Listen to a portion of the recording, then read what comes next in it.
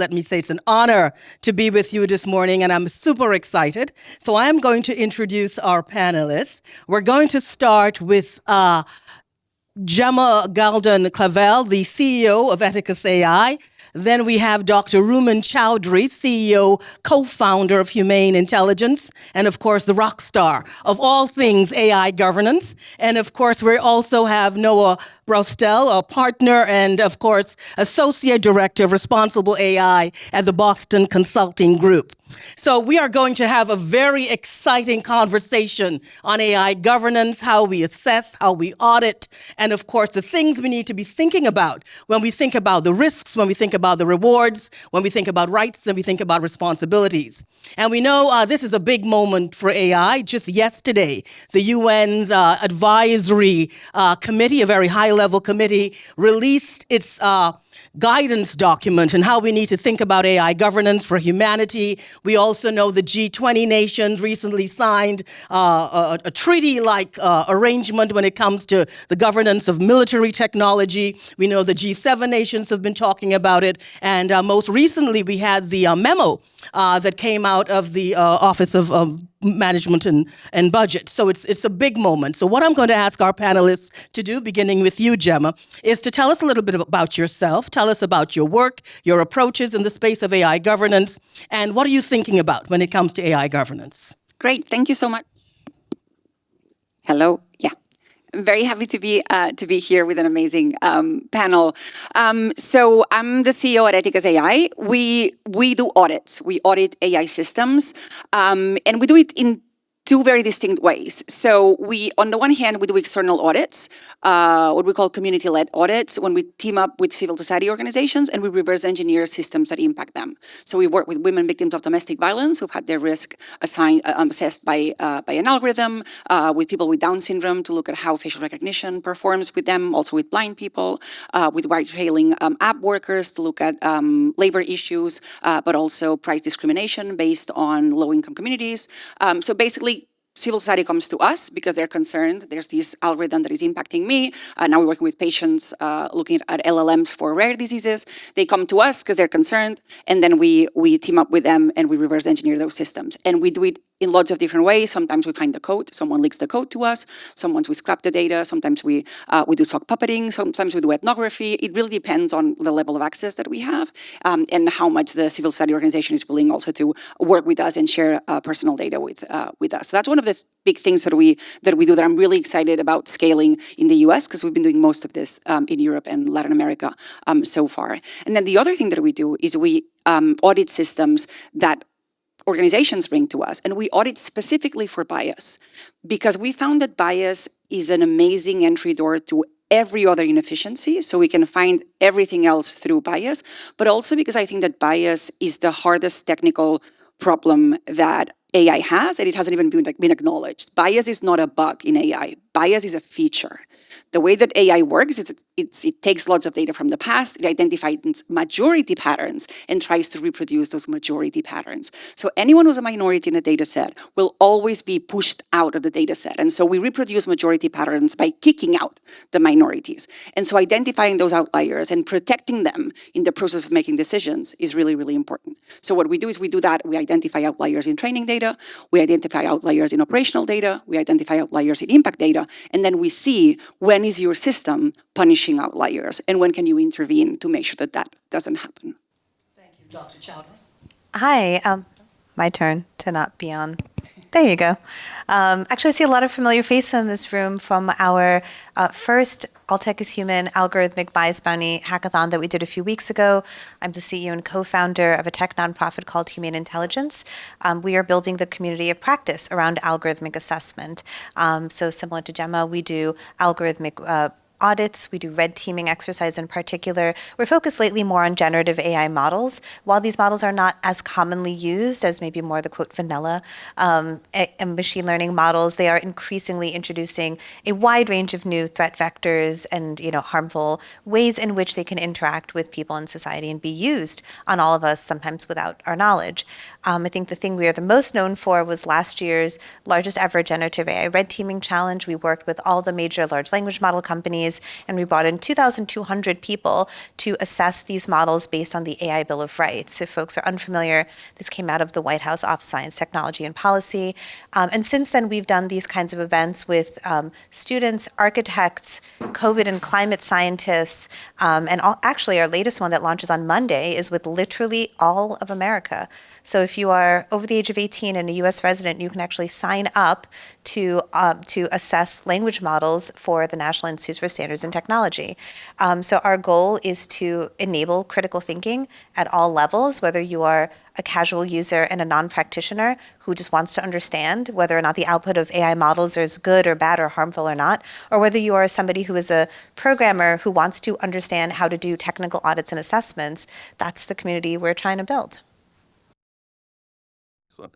Yeah, I'm Noah Broestl. I'm a partner and associate director of responsible AI at Boston Consulting Group. I've been there for about 8 months, so I'm not still entirely sure what that role means. I spent a decade and a half at Google before that, where I started off working in product organizations. I worked on Google Maps and infrastructure engineering, then led abuse response on Google Maps for a long time before having a lot of deeper questions about how we were implementing artificial intelligence and auto moderation pipelines. And so took a diversion in my career off into research and spent about 5 years in the research organization working on responsible AI with Marion Croak and Kat Heller and a few like awesome rock stars in that space. And then ended up doing quite a bit of work as the safety evaluations lead for generative products inside of Google before I moved to BCG. And one of the reasons that I went to BCG is because I think that there's a fundamental problem in the space right now where there are a lot of people excuse me, in the industry who really want to be responsible, but it's very difficult to understand how to do that, particularly with the pace of technology as it's being produced by organizations with, there's a disconnect between what's happening in the research community and really high quality research that doesn't make its way all the way to the impactful places that it can. And also regulation in the space right now is very, very broad and underdefined, I think is a fair way to put it. So the work that I'm doing at BCG really focuses on 2 primary areas, I think, in the responsible AI space. One of those being how we can help organizations in building out responsible practices at the organizational level or integrating with their traditional risk management components of the organization, building out AI principles, doing things like AI inventories of their organization, but also in test and evaluation. And integrating responsible practices into the product development lifecycle. And that's the area that I get really excited about is how do we support the members of the organization at operational level actually being able to integrate this into the practices of product development. And so it's been a very exciting time to be in this space, and there's a lot of work to do, and looking forward to sharing that. I had some great conversations already. So thank you for sharing. And given the diversity of experience and expertise, I think we are well prepared now to jump into some of the tough questions. But I'm going to start with an easy one. To you, what is AI governance? We hear so much about AI governance, and we know for many people are still trying to struggle. What does AI governance actually mean? We can start with you, Dr. Chowdhury, and then we would move. Sure. So one of my other hats I wear, I'm the United States Science Envoy for Artificial Intelligence. And in that role, I'm privileged to go actually all around the world and work with a wide range of governments. I actually have an op-ed that published yesterday in Foreign Policy around the global majority and including them in these global AI safety conversations. And you're asking actually the most important question right now, Renée. Like it is not an easy question at all. I think we are grappling with what good AI governance means. So it's been fascinating that I've seen, even just over the last year, we went from having a handful of state and local laws, no in national laws really anywhere in the world, to having pretty robust laws out of the EU. We have different state level laws in the United States. We have serious conversation happening in the US government. And we're also seeing this new space of global governance. So you mentioned the UN report. I'm on the advisory group. There's the OECD. Like, as you mentioned, all of these global organizations are now grappling with it. So I'm going to put on my political scientist hat on. I'm a quantitative social scientist by background. I find this very fascinating fascinating because governance literally is a process of creating institutions.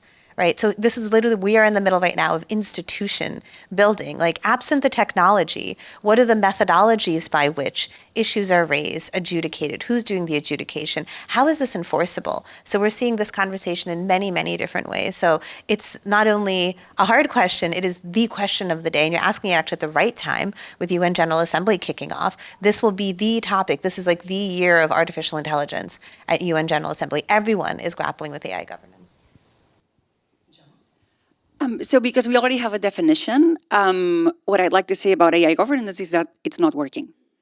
And there was it's not just my opinion. There was a report by the Future of Privacy Forum. They published it a couple of months ago that said they had looked at several software solutions for AI governance. They found that 40% of them were not only not reducing risks, but incorporating additional risks into the process. So there's a lot of crap solutions out there that just, in the best scenario, they build a compliance facade. So they build the pretense of complying with something. In the worst case, they actually make things worse.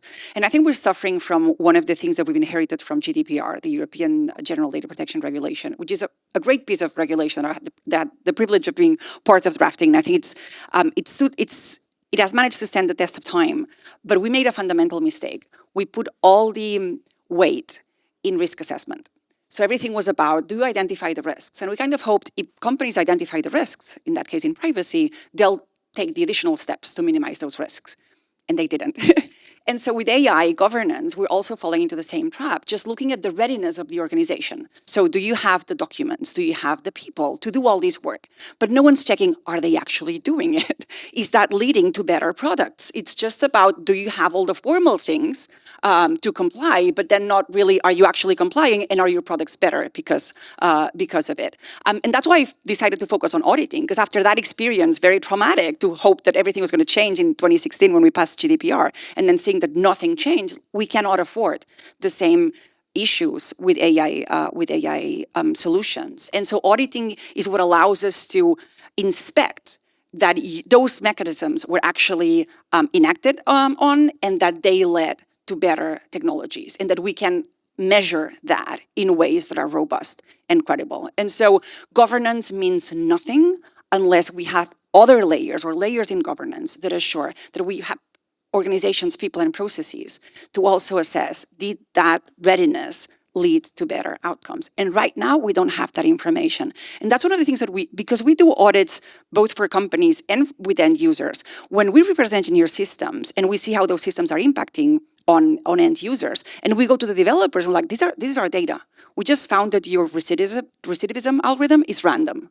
They're like, oh, that's not what my data says. Like, well, there's something wrong with your data, because that's what's happening on the ground.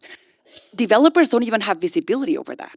They see what they think their system will predict, but not what actually happens when a messy world interacts with those systems. And so I think that AI governance needs to start looking at the whole life cycle of an AI process and not limit itself to readiness or model governance.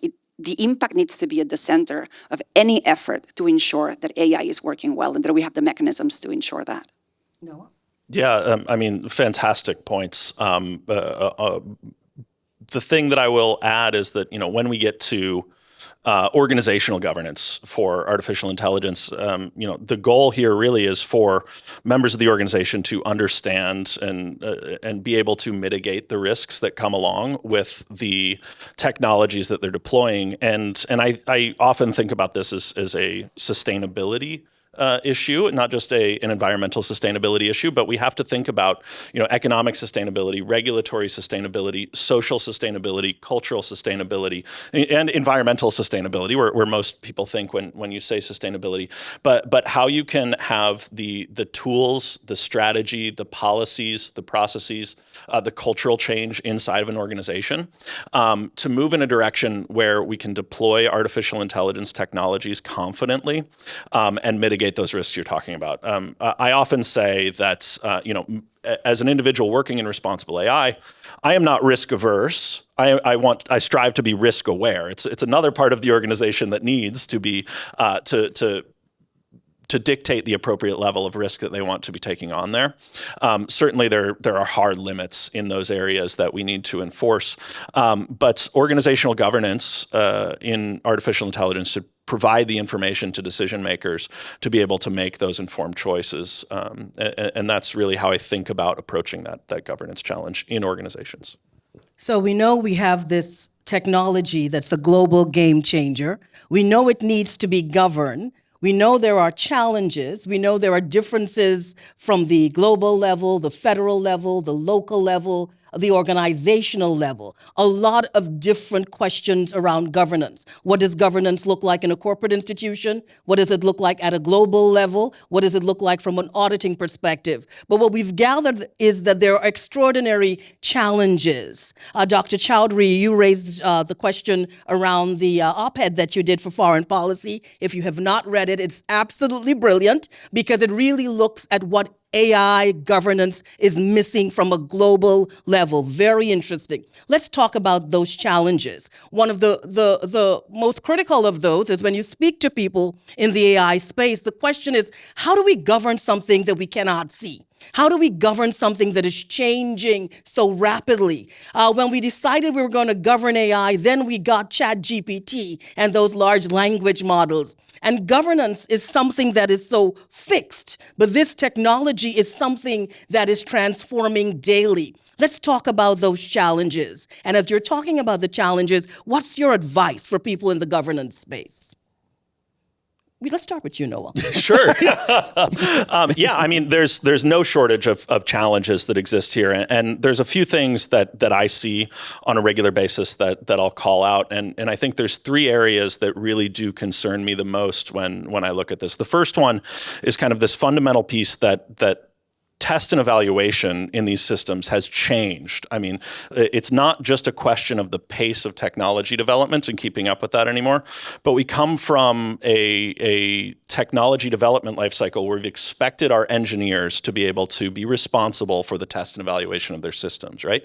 You write your unit tests, you ensure that you have coverage of your code, you run those unit tests, you see that things pass, you run your integration tests, and then you deploy it. Most of these organizations don't even have test engineers to do those types of things. They expect software engineers to fulfill that role. And so as we've moved into the space of generative AI, the expectation in organizations has remained the same. And that is that you ask an engineer to go out and implement these generative technologies. You say, hey, please run a couple of prompts against this thing and generally figure out if it's okay, and then we'll deploy it. And that's just not going to be sufficient with the general purpose capabilities and the non-determinism that exist in these systems. Like, we just need to do a better job of understanding how we're going to leverage human ingenuity with automated tools to run test and evaluation in these spaces. And so I look at that as one of these fundamental challenges, is how do we change our perception of what it means to meaningfully test and evaluate these tools? I used to get questions all the time when I started at BCG. The most common question I get is, when do I know if I'm done testing? And it's just, I think that, now people have shifted to another question, and the most common question I get is, who tells me what to do? But the how do I know that I'm done testing? It highlights that traditional technology development lifecycle mindset, and we need to be able to change that. That there's just a different set of problems here. The second thing I want to highlight is that the point that you made around the rapid changes in this space and the need to continue to iterate and keep up. I was talking yesterday with the CDAO of a major organization, an enormous organization, saying, how frustrating it was to go through this audit process where they were going to go through, and I guess it wasn't an audit process, it was an inventory of all of their AI use cases. And they said, we're collecting 60 dimensions of information on these systems. He said, I can't wait to be done. And I was like, okay, this is another situation where we have to think about the rapid development of technology and how we're going to create sustainable workflows to continue to update those inventories. The last thing that I want to say is that the economics of this situation have made it incredibly challenging. We get a lot of questions all the time from people who are reputable third-party vendors to be working with, to be executing on these things. And the fact is, people see a gold rush happening right now. And so there is vaporware all over the place. You bring in these these third-party organizations, and they have these amazing marketing materials, and then they show up and it's two data scientists with a clipboard, and they say, okay, what do you have going on here? And I think that is deeply challenging. The difference between the marketing materials and the actual performance of these third-party certification packages or anything like that. And there is a competitive reason to not share all of the information on the things that you can do, but it becomes very difficult to understand how, as an organization, if you want to do the right thing, how you navigate those third-party vendors in this space. So those are the big three that jump out to me. Yeah. Yeah, so I find that answer so frustrating. Not at you, but like the problem space you've laid out, right? So for folks who know me, I've been in this field for a minute, a hot minute, right? So I was literally hired in 2017 at Accenture, and those would have been the problems I would have articulated on a panel in 2017. So why has nothing changed truly? And then also for folks who know me, I ran a startup in algorithmic auditing in 2021. We were saying the same thing. There's so much vaporware. It was really hard as somebody who took this profession very seriously, who actually was trying to build things, to enter a room with venture capitalists and people buying products and say things like, there's no such thing as an unbiased algorithm, when someone else is going to show up like, actually, I'm going to de-bias everything you got. Zero bias. Look at this bar. It's going to go to zero. And I'm like, I'm not willing to lie. I can't. Like, I have too much integrity to lie to you for your money. But other people will. Other people do. Literally, other people have raised so much money saying things like, my platform is going to make your algorithms de-biased for every level of demographic information for all of your customers. And they just say it with like a straight face. It was very frustrating. So, I mean, the few things so I 100% agree with you. One thing I am working on at the moment, and maybe I've just sort of regressed to my roots of wanting to do quantitative work, is I am actually working a bit on the test and evaluation part of this. I run a metrology working group. I think one of the problems, so after we all got fired from Twitter, I was doing a lot of consulting work, working a lot. This is when I shifted over to working more with governments. And I looked around and I asked, like, how can I be helpful here, right? There are so many really smart people in policy, in law. What can I do in this space? And one thing I did find was exactly what you said. People are like, well, we're doing testing, and we're not quite sure when we're done testing. And actually a deeper problem of, we don't even know what a valid construct is for how a test should be conducted. Literally yesterday I was on the other side of the country. I was at this Pacific Economic Forum, which is one of the lead-up events to the Paris AI Action Summit. So it's the third of the Global Safety Summits. It's happening in February. And I was asked to do a presentation on AI assurance. And I have, because I'm a millennial and I speak in memes, I have the Inigo Montoya meme, and it says, red teaming, you use this word, but I don't think you know what it means, right? So red teaming is this super hot thing. Everyone's like, I got my 5 friends together, we made it say a racist thing. Oh my God, I red teamed. That's truly not even how that works. So one of the things I am working on is, how do we create good scientific methodologies? And here's why. Absent good science, we can only discuss ideology. And this is true sort of anywhere. So I'm going to be a little bit historical and say, what is the purpose of a scientific process? The purpose of a scientific process actually is to have an agreed upon language that we used to compare and contrast, right? So some of the work that I do with NIST is on exactly that. That is what NIST does, right? So I think people confuse them as a standards making body. They're not. What they do is they create a test bed. So for example, when a new car comes out and they're like, oh, it goes 0 to 60 in 3.5 seconds. Well, how do they figure that out? They didn't just slap it on some road somewhere, right? There are actual test tracks, because quite literally every car needs to be compared to every other car. So when they make that claim, they're like, okay, well, this is held universally true. We don't have that for AI. We don't know when we're done testing. We don't even know how to construct a good test. And this worries me because, as you've mentioned, this technology is being rolled out willy-nilly. I think one of the other things, back to your first point about organizational aspect of this, and again, it's deep sigh, because do you know when I wrote a paper, it was me, folks who know Bobby Rakova, Henriette Kramer, and Jingyin Yang from Partnership on AI wrote a paper on this in 2022, on literally what organizations can do to structure themselves to be better. And part of it was actually valuing test and evaluation as part of the core product team. One of the best parts of being at Twitter actually was that my team was not a research function, we were not a policy function, we were not a compliance function, we were an engineering team. We sat within Cortex, so people who knew Twitter, we were in the core machine learning services team, AI services team, and that changed the nature of conversations we had. So there's these fundamental, and it's very frustrating because I get it, it's multiple moving parts. How do you get everybody to agree on like these things that sound totally disparate to each other? But we have to move something forward. Yeah, so many interesting thoughts. But I think we need to push back against this idea that the technology is moving so fast and there's nothing we can do but to wait to see the I impact. don't think anyone on this panel has said that. No, not in the panel. No, not at all. Not at all. Don't wait. No. But the idea is definitely out there, and I think that's what the question was trying to bring to the fore. Like, there's things that we don't know. Well, yeah, but the best predictor of your ability to handle the things that we don't know is your ability to handle the things that we do know. And there's known harms of these systems, things that we already know that we have done nothing against or nothing for or to improve the situation of people. I think that we have a global group of policymakers that have found a comfortable spot in just discussing the principles of AI responsibility and never getting their hands dirty with the practices. What does it mean? What does it mean to regulate the B2B interactions in the supply chain of AI? How do you protect the clients of AI? We have a lot of clients ourselves who are very concerned that they're incorporating AI and incorporating the liability of the developer, and there's nothing protecting them.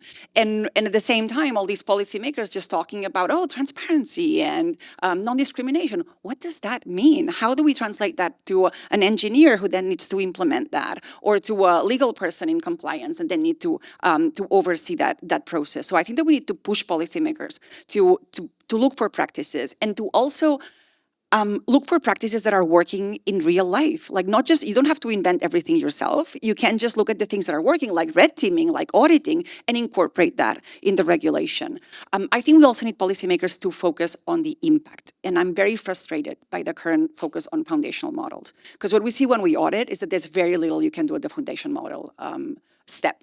It is important to audit and to have mechanisms to minimize the possibility of bias or other inefficiencies, but there's so many things that can happen after that, that just that control doesn't guarantee anything. And so to put the emphasis, and I think that's something that we won in the EU AI Act, put the emphasis on the post-market monitoring of those systems, and that is auditing on a regular basis. So I think that we need to change not just the incentives, but also the focus of the work of the people that are working on AI governance at the policy level. I think that we keep shooting the wrong things. And again, because I come from the trauma of GDPR didn't change anything, but built an ecosystem of compliance facade where lots of organizations have spent a lot of money on people that pretend to do things that don't really improve products. And we've also experienced a lot of pushback from the industry.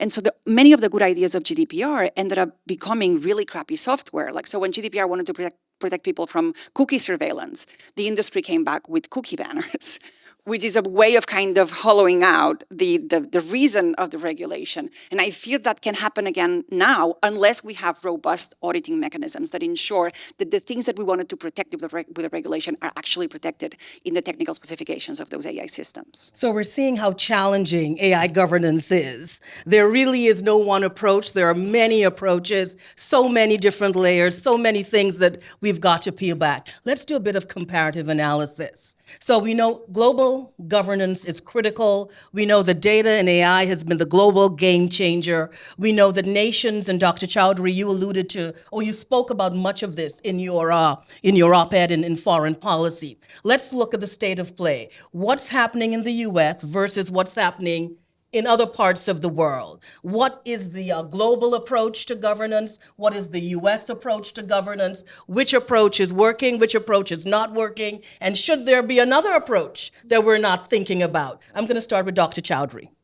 Good, because I have many very developed thoughts. I know that. Renee's like, okay. I know Rumman has many thoughts on this. So I'm going to be a political scientist again for a minute. The global governance conversation is very fascinating to me, right? Because we have actually never really had a global authority passing regulation around the world. And also just from a representation perspective, it does concern me because it is hard enough for the average person in this room to get to the federal government. Like, you're not going to, maybe you'll be able to knock on Chuck Schumer's door and get his attention for 2 minutes. You're definitely not getting into Joe Biden's door or Kamala Harris's door. You're absolutely not getting into, Terry Breton's office.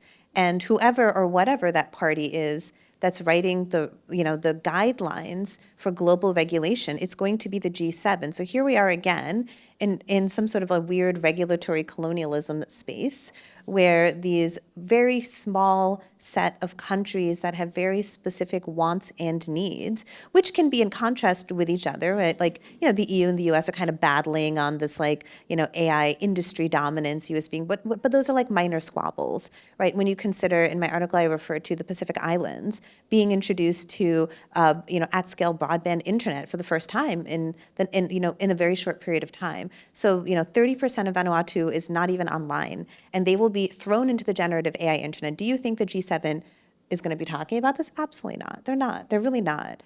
Right? They're going to talk about loneliness in children. And all of these are very valid, but they're not going to talk about what does it mean when people who have wanted the internet, they've wanted artificial intelligence to engage in the global conversation, the global economy, are now thrown into it. That's actually one of my concerns about global governance. We have not talked about adequate representation. And I know it's going to be a big topic at UN General Assembly. There's call for a Pan-African AI Safety Institute, which I am 100% behind, a Pan-Asian. We have precedent for it as well. Singapore set up the Forum of Small States a while back, and the intent was for states, smaller countries, to get together to be economic advocates, because otherwise global economic policy was being passed without smaller countries in mind. So it's kind of one thing I'm interested in seeing, because again, we've never governed in this sense. We never passed a global regulation before. So to Gemma's point about a lot of her critiques are actually very specific to the EU, and I fully agree with them. The US has been difficult in a different way, but also in some ways actually talking to the problems that you had talked about. So the way the US government is structured is generally in verticals, right? So we have health, we have finance, we have, versus in other places where it could be horizontal. So data protection is a horizontal. One of the reasons why we don't have an Office of Data Protection in the US is Health and Human Services would say, well, we do data protection for healthcare.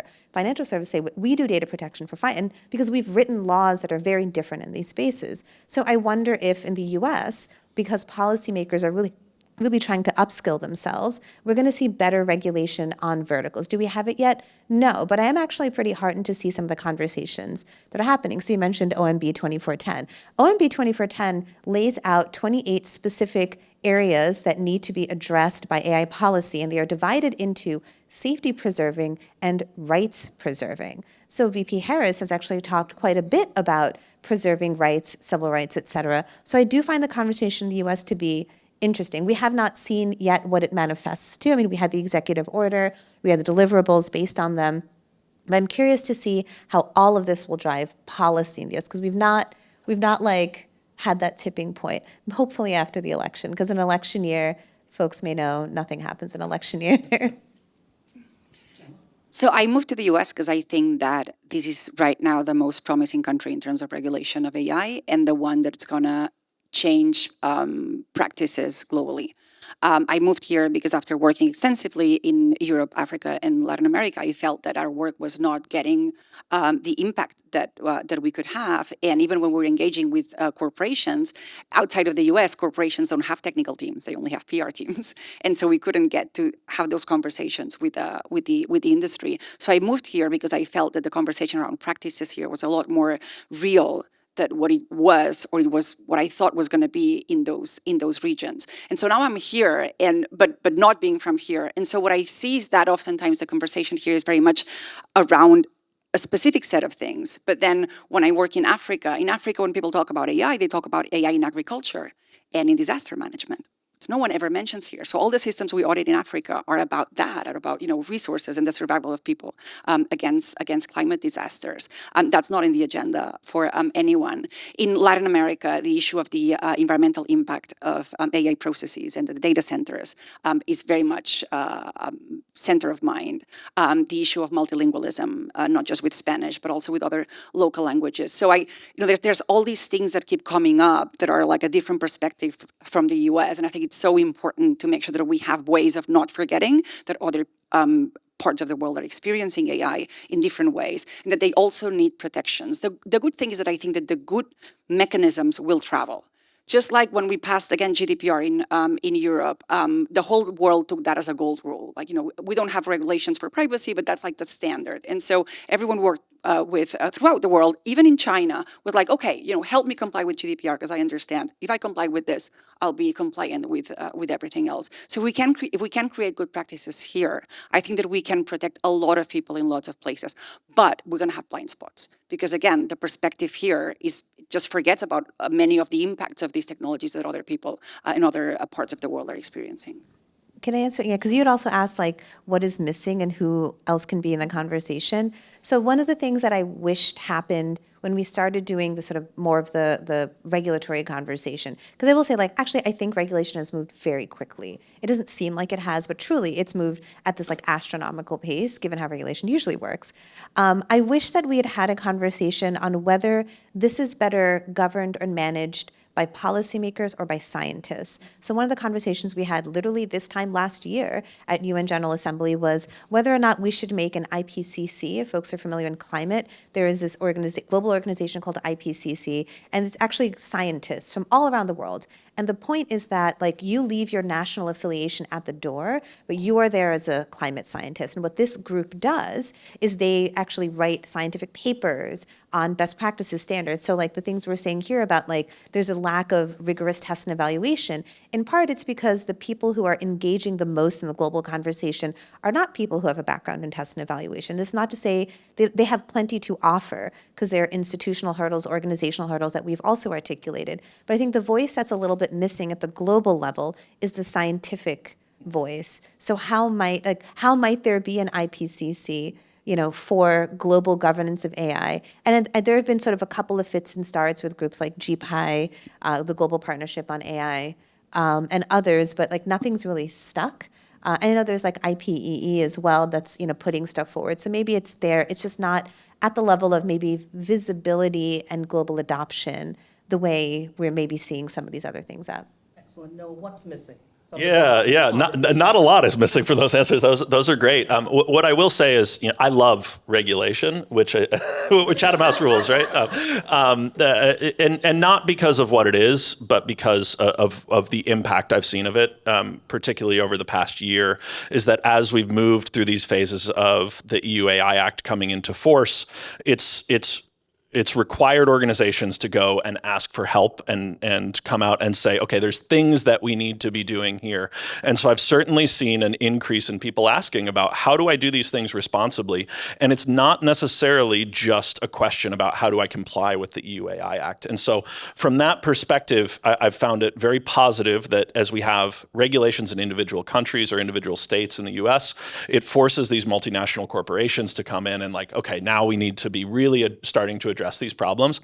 And at the very least, it opens a door for us, if we're positioning ourselves appropriately, to make a positive impact on what a lot of these organizations are engaged in. What I will say, though, is that there are still these enormous gaps in the usage of artificial intelligence that require this larger international body and a lot of that scientific support as well. If you look at things like decarbonization, global shipping accounts for something like 3% of climate emissions, and we have good solutions there from the artificial intelligence standpoint. It's very difficult to implement those because of a lack of unified international regulation in order to support executing the application of those technologies in those spaces. And so, just echoing what has already been said, but. So we know there's some brilliant conversations and some great work happening, but we know there are gaps. We know there are questions around capabilities and competencies and how do we build capacity. And one of the big questions is, who's really best at governing? You spoke about it. Do we need to have more scientists there? Do we need to have more members of the public? But policymakers are doing the job. And we know that our policymakers do need a bit of upskilling in the AI space. So as experts, what is the one thing you've recognized that policymakers need to be better at? And working with policymakers and addressing some of the policymakers in this space, what would be one piece of advice you would give to a policymaker? We can start with Gemma. Wow, I need time to think about that. Loads. I just want one from you, Gemma. I think they need to be better, and they need to do better. What I often tell my team is like, we're like the founding fathers. Like, this hasn't existed in the past, so we're inventing something new. And I think that we need a generation of policymakers that understand that they need to build new things and things that stand the test of time. And so I think that they need to demand more of themselves and put people at the center. So this is about protecting people. Regulation is about protecting people. It's not about creating processes. Processes are there because you want to protect people. So put that at the very center of any idea that you have around AI governance and auditing and assurance processes. How do we make sure that the mechanisms are there for people not to be harmed by those systems? Dr. Chowdhury. Maybe I slightly disagree with Gemma here, but I actually don't think anything here is new. I think we have grappled with hard to understand technologies and impact at scale on society before, right? We have also dealt with unknown externalities, we have dealt with oil and gas, we've dealt with nuclear, we've actually dealt even with issues of content moderation and social media platforms. So like, instead of treating everything in artificial intelligence like it is unknown and brand new, the thing that frustrates me the most is you can often lift existing constructs and say, oh, this looks a lot like this. Do you know what model auditing, AI auditing looks a lot like? Model risk management in banking. Do you know SR 11.7 written by the Federal Reserve Bank? The date on that was 2011. So these are not like, oh my God, ChatGPT happened and we've suddenly all these new issues have come up. We have dealt with this before. We have dealt with cross-border issues when you think about sustainability and the climate, right? So we've done this. So how can we think of the paradigms we have built and use that as a starting point to addressing? So Gemma, you had a really great point of like, we're not going to know everything, so let's start with what we know. So that would be my advice. Maybe come back on that quickly. No, because I think it's a combination of both. Right. I think there's questions that are new. That doesn't mean that nothing happened in the past, and we draw a lot from the ways in which society has successfully managed technical innovation. But I think there's issues around the interaction between the human and the technical that are very much new. And I do think that we need new imaginations to regulate that. So I think it's a combination of both answers, I would say. Excellent. Noel. Yeah, I mean, I think one thing that's not new is the outsized influence of industry on regulation, and I think that's the one thing that I keep coming back against when I see, there was a survey sent out by a large, partner-based regulatory body that said industry leads the way in regulation was one of the preambles to a question in there, and I think that assumption, that's the thing that we need to be getting away from, is this idea that somehow industry, given their incentives, is best positioned to regulate themselves. That would be the one thing that I would touch on here. Yeah. To your point, one thought exercise I often do is I replace AI or tech company with oil and gas and see how you feel. Yes. Excellent. So now let's go into public trust and public confidence and public oversight. We know that governance is a lot about democracy. It's about high-level decision-making, and it's really about trust. But we also know at this moment in history, there is a trust crisis in governance. So a lot of people just don't believe in what their government is doing anymore and not trusting that. How do we trust our policymakers, our government leaders, when it comes to this question of AI governance? How do we believe? Are we confident enough to know they're doing the right thing by us, the public? Because the public is just not involved in this conversation about AI governance. So what do we do as just a member of the public? How do we trust that the right thing is happening at the right time? You go ahead, Noah. You're shaking your head. Like, Yeah. I love talking about trust. This will be the third time I've talked about trust this morning. And I trust you to talk about trust. I mean, I think that one of the things that we can look at here, and one of the things that makes me optimistic at this moment, is that the tools and technologies that are coming out at this point do give us the opportunity to do a couple of things that we haven't had the opportunity to do, at least in a very long time. And the first one of those is we really need to address our values as a precursor to the technologies that we're developing. Like you can go out and build whatever AI systems you want. You can't put guardrails on a system without first having those discussions about values. And I think that that's a very important part of which organizations we choose to trust.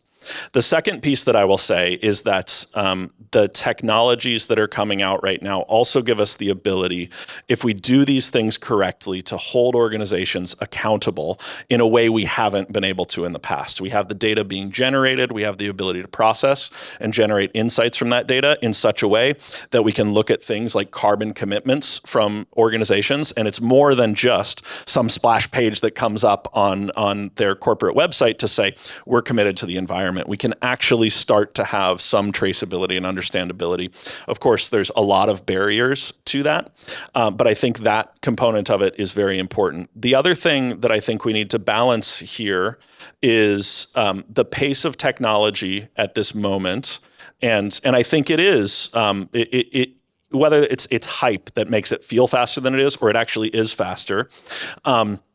It puts us in a situation where there's a high potential for individuals who have extremely negative experiences with powerful technologies to misplace distrust in these systems and end up not engaging with technologies that could provide significant benefits to them as individuals. And that is a big risk that no one seems to be talking about in this space, or at least it doesn't get as much coverage as misplaced trust. And so I think that's something that we need to consider when we're talking about trust in this space, is understanding that if we fail, we add an additional layer of risk where individuals are going to be hesitant to interact with these technologies. You think about, walking around without a cell phone in your pocket right now would put you at a significant disadvantage if you believe it's collecting your thoughts and all of these sorts of things. So those are, a couple thoughts on trust there, but I'd love to hear from both of you. Yeah. Yeah, I mean, I don't think you should ever trust anybody. No, truly, don't trust a politician. Don't trust me. Don't trust anybody. No, but what I look for are robust institutions, like you had mentioned, accountability, right? So you shouldn't necessarily trust a politician, right? That's like how feudalistic societies work. Democratic societies work by institutions of governance. So to some extent, person A and person B, like the person in power should be to like some delta, interchangeable, and the output should be fairly predictable. I'm sorry. I think I need a water. Is there one at all? Thank you. So this is why I focus quite a bit on education at every level, critical thinking, discernment. You should be able to look at the output of an AI system in some fashion and understand whether or not it is something that is good or bad, right? And today we don't have those protections, we don't have those rights. And also most people, thank you so much, don't even necessarily have that discernment. So part of that is just, being smart, knowing what your rights are, opting out when you want to opt out. I think one of the most powerful and important things you can do is just choose not to engage. I'm not going to go on my rant about Twitter right now, but truly, I think we should all just not be on Twitter. I truly do not understand, I will, I guess, enter my rant, why we all manage to engage on Twitter while complaining about Elon Musk. I don't get it. You don't have to be there. There are other places you can be. There are other communities you can build, and nobody's going to build it but you. So I got asked this question a lot after Twitter. People are like, where are we going to go? I'm like, you go wherever the hell you want to go, because you take your community with you. Elon Musk did not make your community. Jack Dorsey did not make your community. You built your community. So you actually do have some power in this situation. Mm-hmm. Can I make one comment there, just to push back a little bit on the trust piece? Trust versus reliance on something. As this maybe more of a philosophical concept of trust is giving up some of your personal autonomy to another organization without full confidence or verifiability that they'll actually be able to execute on that thing. I think we see this in the test and evaluation space, and it's causing some issues for us right now, where when we provide results from test and evaluation of systems, the first thing a person is likely to do is say, we need to dig more into that. Explain to me how you did this. And without going so deep into that process that you're teaching them how to build their own generative AI system, really fundamentally understand the technologies, like that's where trust really needs to come into the AI governance space. Is how do we build enough confidence among the community that's viewing the results of things like test and evaluation output, such that they can say, okay, I don't fully understand how these results were generated or why you use this methodology, but I trust the output of that and I'm willing to take action on it. But see, this is my point about creating better scientific practices. Like that's why I said earlier, science is a common shared language. So you can write a report and I can write a report, but I understand the methodology that you use. It's actually not that you should just be like, I don't understand what the methodology is. It's that like, we all know what good scientific practice is, and we don't right now. So I think like you're actually getting at one of the fundamental problems, that you can write a test and evaluation, I can write a test and evaluation, but there is no true test of agreed language. So your test and evaluation could look totally different from mine in today's world. Yeah, and I absolutely agree with that. I think the place where it gets very challenging is when it goes to the general public, right? The general public who doesn't have the ability to critically evaluate a methodology. How do they trust in an institution that's producing that? But I think that's the point of scientific communication. Like we have seen this in healthcare, right? When we entered the pandemic, we had to trust a massive institution or a series of massive institutions to tell us whether or not masks worked or didn't. And like to an extent, people became citizen scientists overnight. We all got good at it. So like, yeah, they're not going to go and do a deep statistical analysis, but I think most people are capable of being smart enough to say, how many people did you interview? That doesn't sound like enough, right? Like basics, I don't know. Like Gemma, we can agree or disagree on that. I know you have a lot to say here, so jump in. I love to trust. And I think that trust makes our lives a lot better. And it's one of the components of democracy. Because you're not a New Yorker. Probably. but it's trust in a different way. Like I sit in this chair and I trust that I'm not going to fall. And that makes my life a lot easier. There's so many things that we interact with all the time that we trust that they work because we know there's processes behind it.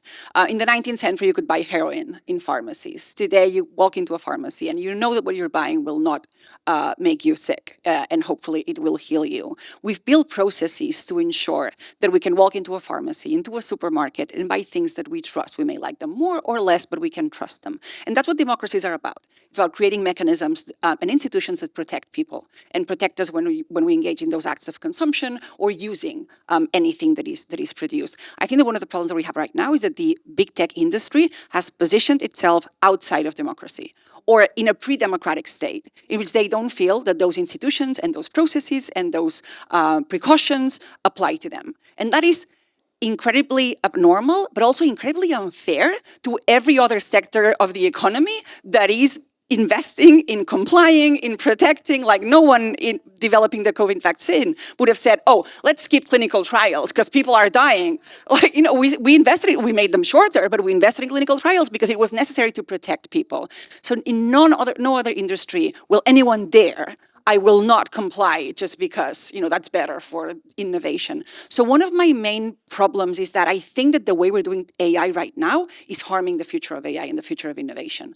I think that we could build a lot more trust and people could be a lot more generous with their data and with testing things if we were able to build that trust. And I think that our technologies would be better if we could build that. And the ways of big tech are basically bombarding the possibility of that and guiding AI development and innovation in a very specific, narrow definition of what technological innovation is. So I think that they're killing our possibility of innovation. So the problems with not being able to create those institutions and mechanisms go way beyond the fact that you may be discriminated by a system or use an LLM for something that is wrong or whatever.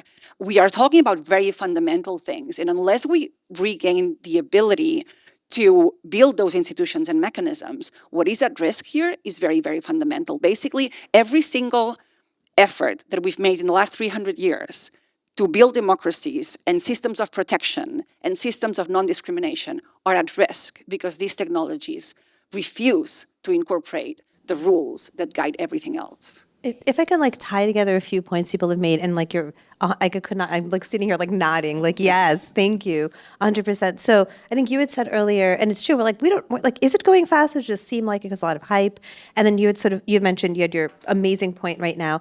I think what happens today is, and then you also mentioned that there's too much of a focus on foundational model companies, right? Just to kind of pull all this together into an interesting phenomenon that I see. Like, number one, things are moving faster. They move out faster because there really isn't a lot of testing that happens. And whenever testing happens is at the good graces of the companies that are building the models, right? So like 4.0 comes out, they write the system card, and they're like, oh, this is the testing we did. Like, oh, we brought they're the independent bodies that we wanted to bring in, and we shared what we thought we should share. And they did the tests that we thought they should do, which, by the way, are about making biological and radiological and nuclear weapons. Like, that was the most, and seeing if an AI ran an economy, if it would lie to you.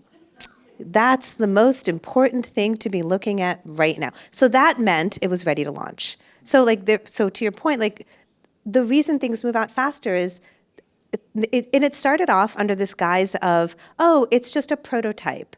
And as Gemma very astutely pointed out, there's no such thing as like a prototype vaccine. There is no prototype, there's not even a prototype baby car seat, exactly. Right? And yet with AI models, they can be thrown upon the world, and the company be like, oh, it's just a prototype, shrug. Like you can't do that anywhere else. So like that, then you're 100%. So, but this lack of focus on companies other than foundational model companies is really distorting our view, because the reality, and I said this in the very beginning, generative AI models are not actually being used very much in industry. And it's because of exactly what Gemma just said, right? They're unpredictable and unreliable because there's not adequate testing done before they're put out into the world. So it's like they're cutting themselves off, like, at their own feet. So they want to push things out that sound cool, sound impressive, throw it out there, own the governance space, tell everybody what to think and how to think. But the reality is, when a bank wants to make a banking chatbot and you can't get it from not lying about your policies, guess what happens? The bank just gets rid of the chatbot. That's it. Okay, so we're running out of time. I have about 2 minutes left, or maybe a minute and a half. Just 2 quick questions, a few seconds for you to answer each. We know AI is about power. We know that. We know governance is about power. First question, what could we do as members of the public to empower ourselves in this conversation about governance? And a quick 30 seconds as what does the future of AI governance look like to you? So quickly, first question.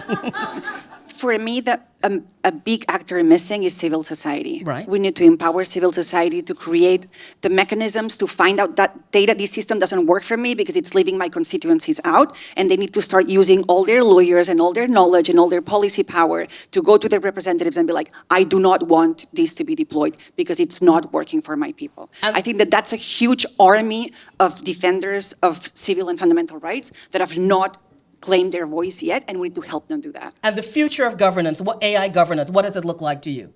A governance that incorporates those voices, and so that you cannot lay out things that have not been tested, because the people impacted are gonna raise their hand and be like, no way. Dr. Chowdhury, how do we empower the public, and what does the future of AI governance look like? I actually have the same answer to both questions. Earlier this year, I gave a TED Talk on an AI right to repair. I truly want the future of governance to look like that. Because if companies can personalize based on your data what an AI system should look like for you, you should have the right to take that personalized model and say, no, actually you got it wrong. This is how I think it should look, or this is how you should use my data. So it is unfair to say that an organization can take all this information about you and, quote, hyper-personalize and hyper-target, but you are not allowed to do the same for the company. So that would be how I'd love to see the future of governance. And finally, Noah, how do... Yeah, I think that's, individuals better understanding the technologies and the risks here, and being involved in the governance piece. Like, I'd love to see people get away from this conversation about AGI or superintelligence or any of these sorts of things, and really get focused on the actual harms that are happening as a result of these technologies. Not even generative systems, just artificial intelligence systems being rolled out and how they're used. And I think that's the future of governance. What I would really like to see is more transparency in organizations, putting forward forward what they believe their systems are doing and providing measurable insights into how those systems are performing in ways that people can go and actually interrogate those And things. I'm going to be totally cliched here and say the future of AI governance is absolutely in brilliant hands. Let's thank our panelists.